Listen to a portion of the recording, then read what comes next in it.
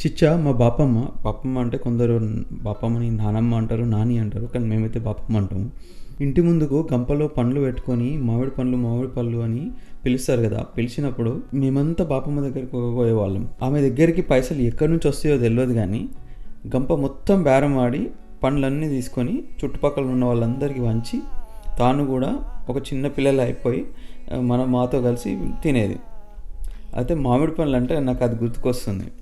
ఇక్కడ మన జాక్సన్విల్లో కూడా గంపలో కాకపోయినా డబ్బాలో ఇండియా నుంచి మన కోసం మామిడి పండ్లు తెప్పిస్తున్నారు. వాళ్ళ డీటెయిల్స్ ఇక్కడ పెడుతున్నాను, చూడండి. ఇంకొక ముచ్చట ఏంటంటే వాళ్ళు నీట్గా ఒక గూగుల్ డాక్ క్రియేట్ చేసారు. అక్కడ మనకు కావాల్సిన మామిడి పండ్లు సెలెక్ట్ చేసుకోవచ్చు, ఎన్ని బాక్సులు కావాలో సెలెక్ట్ చేసుకోవచ్చు. మన కాంటాక్ట్ డీటెయిల్స్ వాళ్ళకి ఇస్తే వాళ్ళు మనతో కమ్యూనికేట్ అవ్వడానికి ఈజీగా ఉంటుంది. అట్లా థ్యాంక్ యూ ఫర్ వాచింగ్ చిచ్చా. మరో ముచ్చటతో మళ్ళీ కలుద్దాం.